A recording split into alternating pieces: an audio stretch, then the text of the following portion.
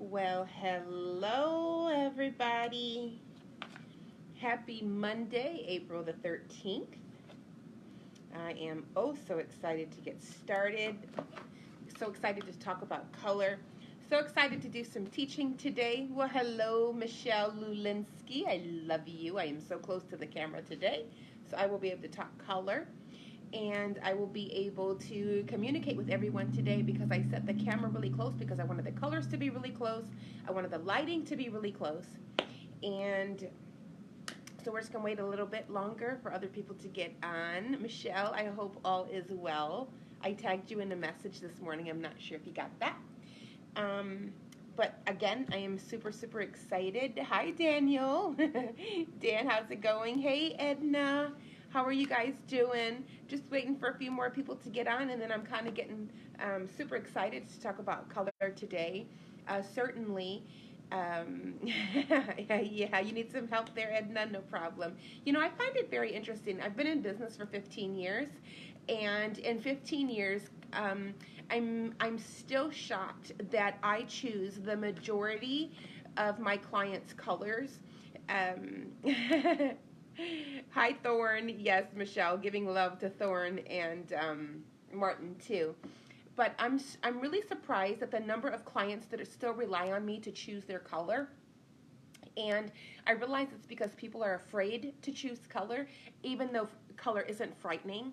And I think that there are just some things some basic steps and some things that you need to know in terms of color. You know, how do I choose a color for a cabinet, or how do I choose a color for walls or for furniture, or how do I choose what color for trim? Am I going to go with a wood trim? Am I going to go with a stain package, or am I going to go with a painted package, or what does that even mean? What is it that I want, what feeling is it that I want to evoke in my home? And so oftentimes my clients get super scared, and they're just absolutely not sure what to do about color. And so I kind of wanted to do that, and I wanted to jump right in. I took notes this morning as I was thinking about this presentation because, man, the type of questions and the things that I get asked are very interesting. So I'm just going to jump right in. And if you missed the front part of this video, you can always catch up in the beginning. I do ask that you guys would please share this video. And for those of you who don't know me, my name is Norma Williams, and I own a construction company. I live in Crown Point, Indiana, and I am not just a contractor, but I'm an interior designer, and it's my absolute favorite thing. And so I want to talk about that. And hi, Lacey, I love you. But if you guys could share this video, and I think there's even a way that you can have a watch party. So if you would be willing to have a watch party and share this while we're live, and invite all of your friends in, invite your friends who are colorblind, who have no idea what they need to be doing about color. So let's just go ahead and get started and dive right in. Like I said, I'm super excited. In terms of choosing color, whenever I have someone call me and say, I really don't know what to do with my color or the color in my home, the first thing that I ask them is whether they're dealing with white trim or wood, okay? And so that's kind of where we're going to begin. This is just a piece of flooring. Hi, Evalisa. This is just a piece of flooring. Let me say hi to everybody. And if you are painting, if your trim is white, and actually, I think I have a piece of white here. This is what I get, right? Okay, here's my white. All right, here's Snowbound. This is my white. So today, this is going to act as an example of your trim or your base trim in your house, and this is going to also act as your base trim in your house. So this is the most important question that I could ask you when you're asking me what color I should paint my walls. So the first thing I'm going to say is, what color is your trim? And I'm going to tell you why. Because wood is a very dominant effect. So you guys can see, although I kind of moved my location today because I did not want to shoot in the kitchen. I mean, I didn't want all that white to come through. I wanted to kind of give you guys a very realistic understanding of color. And so wood in my house, it dominates. And so I was not able to go with like colors that were too light, because what happens is wood washes color out. So that will make a little bit more sense as we go along, so you can kind of see the difference between white and wood. I generally tell my clients, if you have wood trim in your house, hey, Lori, I generally say if you have wood trim in your house, you may not have white walls. You can if that's a look that you absolutely love, but it would be very unique to you, and that's okay. But it is generally not something that I would ever recommend. The warmth of the wood makes the white look just simply too cold. And so even for a super modern house, you're going to need a little bit more contrast, okay? So we're going to talk about that, and let's just go ahead and get started. White is not white is not white. No different than red is red or black is black. There are over 1 million of every color in the rainbow, and so no contractor is going to be able to come in, look at your space, and say, oh, hey, I happen to know that that's this manufacturer, that color. Hey, Narita, how are you, my love? No one's going to be able to do that, okay? And so there are just too many variations of color, and that's okay. That's actually a good thing, and it is going to work eventually in your favor. So one white may have a gray undertone, a white can have a pink undertone, a blue undertone, a yellow undertone, and I am happy, because I'm so close to you, I'm happy to give you an example of what that looks like.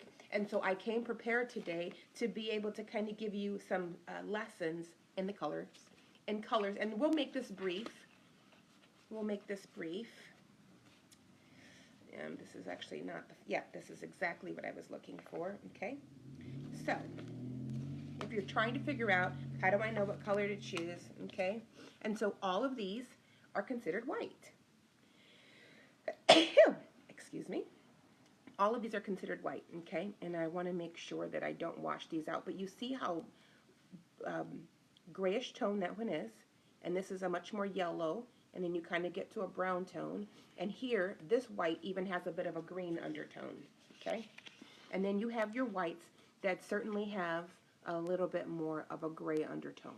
All right, so when you're choosing your white, now please don't be intimidated by this, honestly. Hey, Lance, I'm doing your favorite conversation of your favorite design conversation, which is about color. Okay. So we've gone over, wood. We've gone over whites, accents. All right, so oftentimes I get clients to ask me, hey, I'm going to paint my walls. Should I have an accent? Well, here's the thing about an accent wall that you're going to, let me get myself a little more comfy. Here's the thing about an accent wall I want you to know. Accent walls are great if you are trying to highlight a specific feature. For example, you have some beautiful architecture. Hey, Jen, how's it going, sweetheart? Robert, good to see you. You want to make sure that you are actually highlighting something that is worth highlighting. Typically speaking, I tell my clients that we want to accent the things that you cherish, the things that you have brought into the home, and not the walls of the home themselves. So my house, I chose to accent the ceiling in part because I have a large 9-foot ceiling, and I have magnificent molding, and to bring an accent wall onto the wall would have competed with the molding. I didn't want that to happen. So if you have wood molding that's maybe not 100 years old and very intricate like mine, but you just have nice more modern wooden molding, and you want to have an accent on your wall because let's say there's either a large staircase or there's beautiful arches, absolutely, by all means.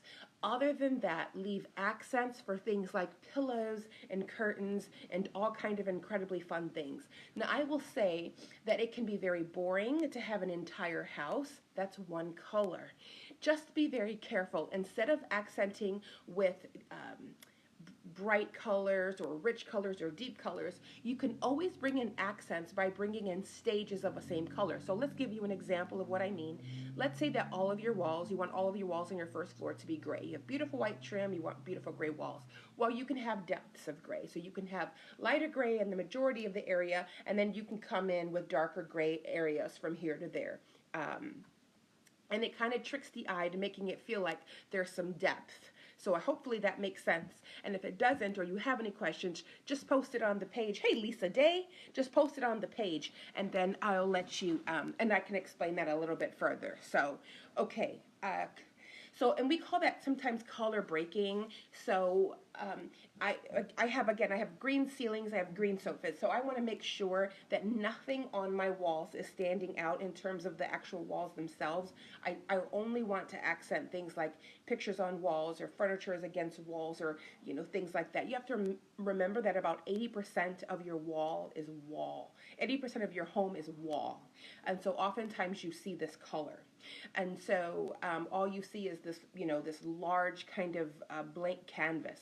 So hopefully the goal is for you to bring in things to put on the walls that are beautiful, and not have the expectation that the wall's going to do all the grand work. Now, when does that rule need to be broken? Well, that rule can easily be broken when everything that you own is white or cream, or if you happen to love a very monochromatic look.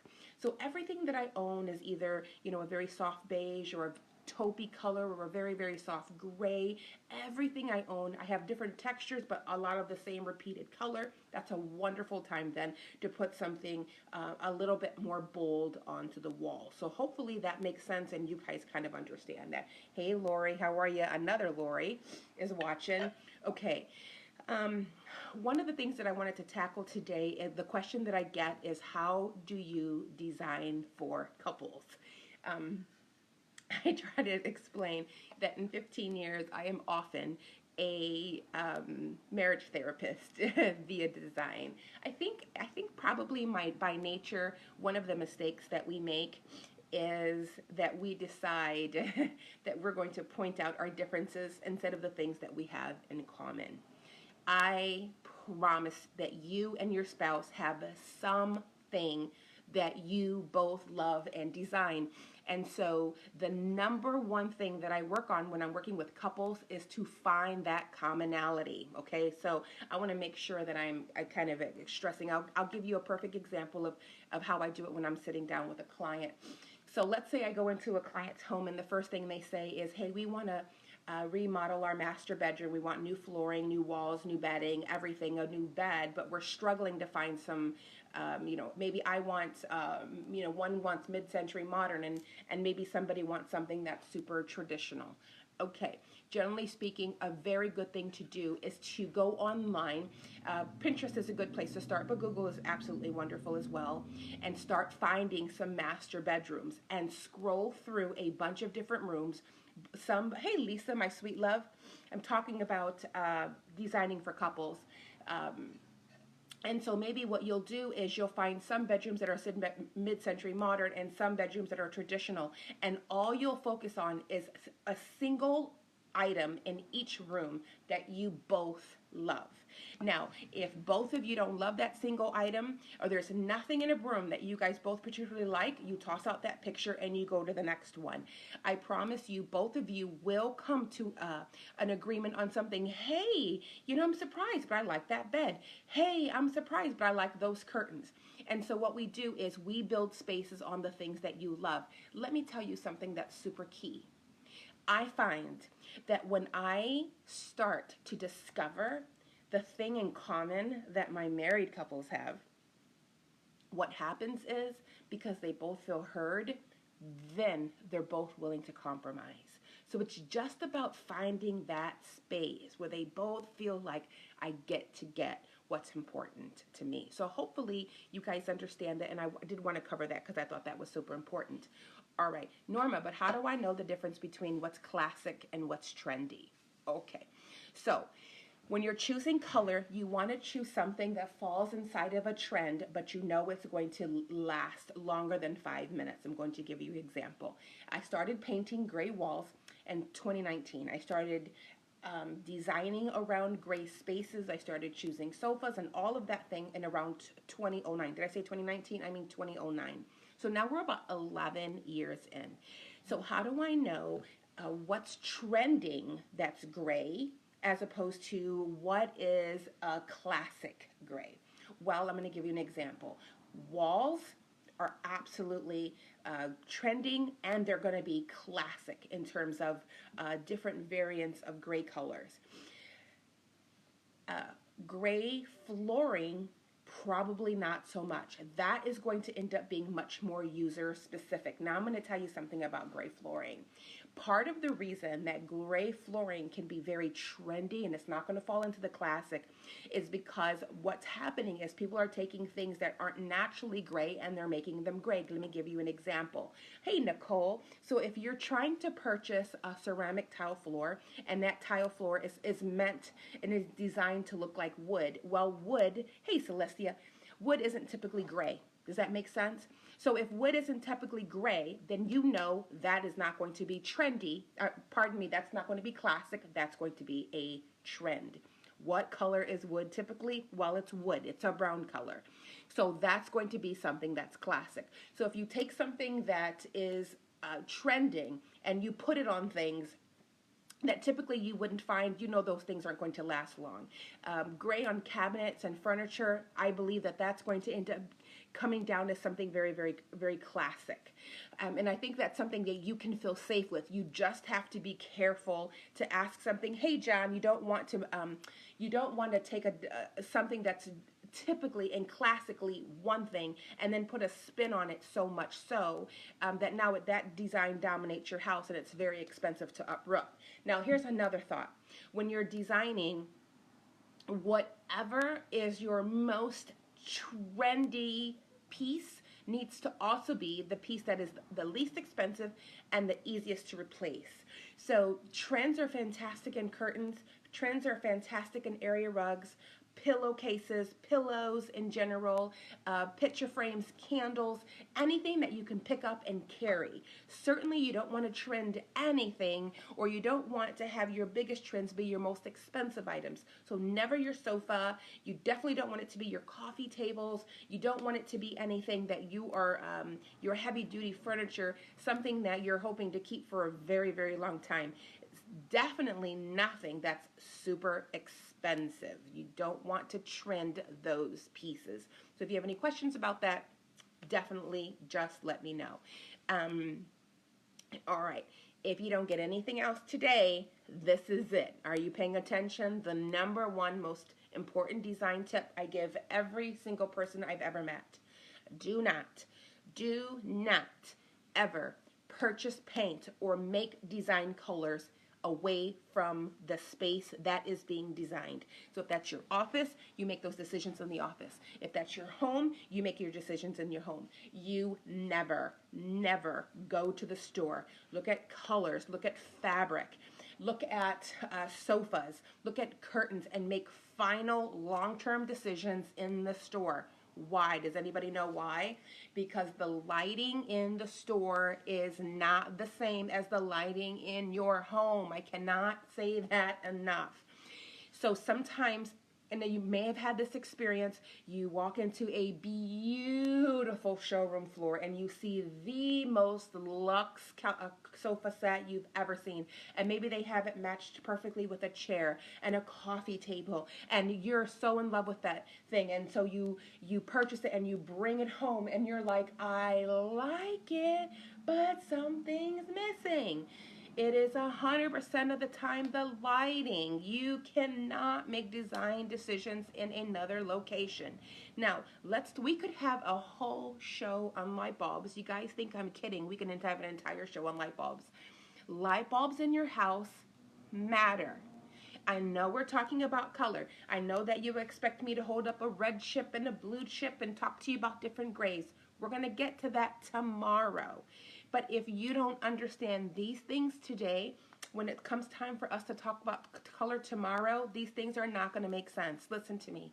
The two most common light bulbs that you can get are soft white and bright white. They call it daylight. The daylight light bulbs have a clear, more of a clear sense. I would say, some people say it casts a little bit of a bluer hint. It isn't really. It can in some cases, but I would say it is the most natural light setting. A soft white, what we consider mood light, tends to cast a yellow. Hey, sweetheart, I appreciate you guys watching. If you're trying to design a modern space in your home and you choose soft white light bulbs, it is going to remove that sense of modern, of a more modern feel, and it's going to put a more traditional feel into the house. So if a traditional, hey Marie, my sweet love, if you are looking to have a very modern space, you want it to feel like, Norma, I love the traditional sense, but I don't want traditional to be like my parents. Then the design name of the things that you want, we call it, it's a joke, we call it moditional. What's moditional? It just means I want a modern version of traditional. I have an emerald green ceiling. I have all of this beautiful, the lighting behind me is a bit yellow, so it's why it's kind of casting this funny color on this. Hey, Latanya. It's casting kind of this yellowish feel, but that's because of this particular lighting. I actually have a soft grayish wall. It's a taupey, if you will. If you know that you need a moditional feel, you want your lighting to be, you want that feeling that when somebody comes in, not like your parents' house, not, you don't want it to feel, you want it to feel really crisp and new and all of that stuff, you need a daytime light bulb. In your kitchen, you need a daytime light bulb. In your bathroom, you need a daytime light bulb. When you're trying to do your makeup, a soft white light bulb is going to cast this beautiful glowiness onto your skin. But what's going to happen is you're going to leave that bathroom, go outside, you're going to look into the mirror in the car, in your review mirror, and you're either going to have too much makeup on or you're not going to have enough. Why? Because the glow of the light bulb changes things. So when you're choosing, so I go back to choosing design, right? So we started this conversation about light bulbs by talking about choosing furniture in locations. When you go into a paint store or when you go into a furniture store, the lighting there is not true, authentic lighting. Oftentimes it's fluorescent, it's going to cast a glow, and it's going to make one color look like something else. You need to make sure that you are getting color swatches. Listen to me, I own tons of color swatches. I'm going to show you guys what I have. I bring this to clients' houses when we're discussing color. Look at this. It's a box of color, okay? Now, within the box is a box, right? And so if you say to me, hey, I've got a teenage daughter who really wants to have her room painted a bright pink. I'm really concerned about putting bright pink on 4 walls in her room. Well, thank you, Nicole. I put my makeup on just for the show, but I've been lounging in painter's gear all day, running errands and cleaning machinery. But let's say that you have a teenage daughter who says, Mom, I want a sophisticated pink. And you say, I don't even know what sophisticated pink is. Well, a good designer will know that you're not just going to go with any pink, but that you're going to go through and you're going to start to look. And just so you know, these books are made so that they have every color in the rainbow starting with the lightest. If I have these colors pulled out before a tab, it's because they're popular with clients. Now, so let's say that your daughter says, I want that in my room, and you say, Norma, help, I don't know how to put that kind of bright pink on the walls in such a way that doesn't make the whole room feel like it's a neon sign. Well, that's a really, really good point. One of the things that you're going to do is make sure you have your light bulbs right. Another thing that you're going to do is you're going to make sure that you have a lot of fabric that is way on the other side of the fabric scale to soften that down. So you're going to want heavier curtains. You're going to want them to be bright and white and crisp, and you're going to want them to counteract the depth and the density of a color like that. So lighting goes a big way. So let's make sure that you don't get caught emotionally in the paint department at Home Depot, and now you're looking through swatches and you see something, or worse, and I say worse because this is really key, or worse, you look up and they have a display and the walls are painted to perfection, and it's the, you know, every wall and the sofa have been merchandised to perfection, and you think, I want my room to look just like that, and you ask a technician, what is that color? Hey, Robin. And so the technician says, oh, that's Mindful Blue, and you say, okay, I want that for the living room. You bring it home, and then you paint your walls, and you're like, wait a minute, it doesn't look like it did in the showroom. Well, understand that the way that I have a singular light here, I have one over my head, and then I have here, in order to make those lights, those displayed pictures, the way that they look so crisp and so perfect, and they're edited, is because they're edited. You know, they've got an entire camera crew with lights on tripods that are casting, you know, a particular vision so that they can evoke a feeling and get you to make a purchase. So do not go into a furniture store, go into a paint store, go into a big box store and make permanent design decisions without asking for fabrics, without asking for samples. Most of your stores, okay, let me just kind of go back. Most of your stores have samples. I will tell you that when I bought my green sofa, and we've talked about my green sofa before, right? This is a Lazy Boy. This is a Lazy Boy. And I had to order it, and I walked around with a fabric swatch of the Lazy Boy sofa, and I brought it here. By the time I ordered this sofa, the ceiling was already painted green. Now I'm going to tell you something about that, because that's a no-no. I did an absolute design no-no. But I'm in design. This is what I do every day. I had a very clear vision about what I wanted, and I knew exactly how I was going to execute it. So let me say this. So we've talked about, and we've lectured you about saying never, ever, ever purchase a color, a paint, your sofa, anything without bringing that swatch home. Not only did I bring the swatch of the sofa home, I compared it to the wall color, I compared it to the ceiling color, I compared it to the woodwork, I compared it to the coffee table that I already had, I compared it to everything because I wanted to make sure that it was the right shade of green when I brought it in. Okay, now, let's talk about color. I said earlier, there's like a million types of white. There's a million bought into that, lost my mind from this. Robin, that's something we accidentally do. It's a bad habit, but I'm hoping that you guys don't make these mistakes anymore. All right. So I said this to you. I said there's a million shades of white. There's a million shades of green, a million shades of pink, a million shades of red, a million shades of that. How do I know? If at all possible, choosing the color of your walls is going to be the very last thing you choose. Now, we can start into a living room, or we can do a kitchen. So let's start in the living room. Typically, the sofa gets ordered first. It's the very first thing. Why? It's going to be my staple item. I have to know that I am going to love my sofa. I don't want to have to choose a sofa I don't love as much because there was something else I had to have into the space.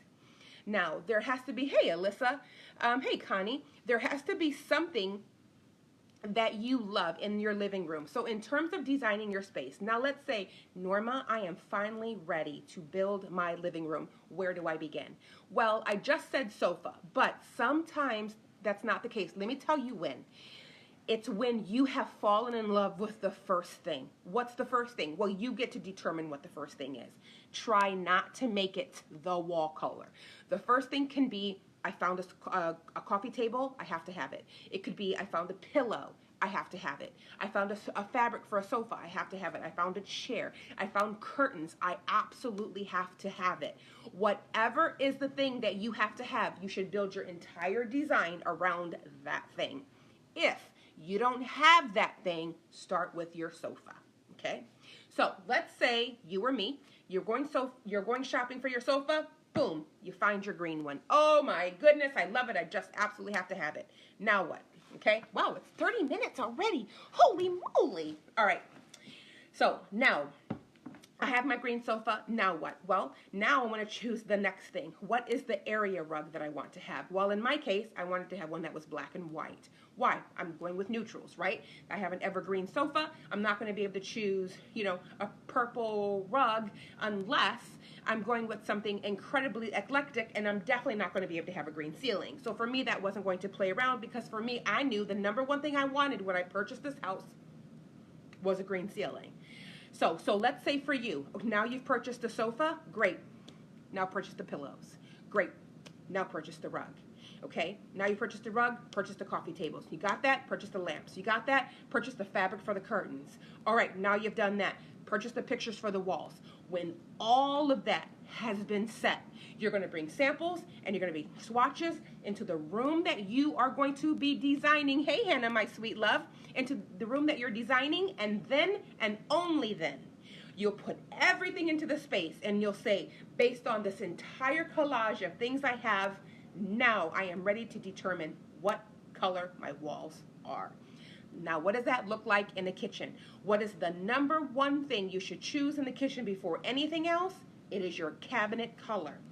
If, however, I had a client last year who fell in love with countertops, the countertops became the anchor for the entire space.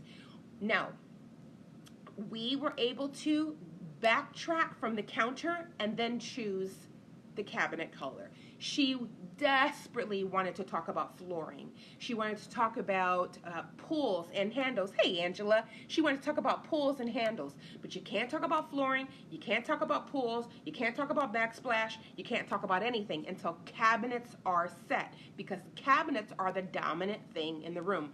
Once we had the countertop and we had the cabinets, we could talk about flooring. Once flooring was set, we could talk about pools. Once pools were set, we could talk about backsplash. Once backsplash was set, we could talk about designing anything else that went on the walls or tables or linens or anything that fell under that. Why? Because there are billions upon billions of colors that you can choose from, but there aren't billions of options for sofas. And let me tell you something. If you say, but Norma, there are billions of options out there. Well, there are billions of options if you have billions of dollars. So you have to keep that in mind. If you don't have a huge budget, then you have to determine what is your budget, and then what kind of fabric can I purchase, what kind of sofa can I purchase, depending on the room. Again, for your bedroom, it would be bedding. Typically, if I'm designing your master suite, if I'm designing what I like to call your marital room, the most important thing isn't going to be the headboard and the footboard, believe it or not. It's actually going to be the bedding. What evokes something that's, sexy or beautiful, or what's going to make a couple feel like it's a retreat that we want to get away from the kids, and so on and so forth. So hopefully everything that I covered today makes sense for like color design 101. Tomorrow, here's what I'm hoping to do tomorrow. I'm hoping to actually have two little walls as samples. I'd like to have some wood on base molding on one and white on the other, and I'd like to paint both walls the same color because I want you guys to be able to see the difference from one room to another. In the meantime, if you have any questions between today and tomorrow, you need to get a hold of me. Please share this. I want people to understand how to design. It's amazing to me how much money we lose when we are designing kind of backwards. So please, please, please share this with your friends. Meet me back here tomorrow. FaceTime me, or text me, or call me, or messenger me, or ask me questions right on my timeline, and I will try to address those tomorrow, okay? I love you guys. If I haven't said anything positive today that encourages you, let's try this. In case you haven't heard, the number of coronaviruses is officially going down, and hopefully the amount of love that we give each other is officially going up.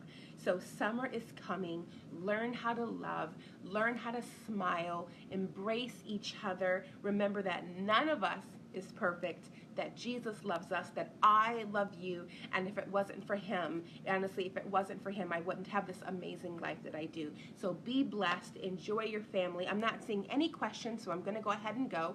I love you guys, and I'm super excited to talk about color day 2 tomorrow, which is fantastic. And do you know why it's fantastic? It's because I am not overcooking. So we'll get to cooking in the rest of the week. And I need to show you guys how the cabinet that I started painting last week is coming along. All right. Mwah. I love you. I'll talk to you guys later. I thank God for you too, Lance. All right. Talk to you guys soon.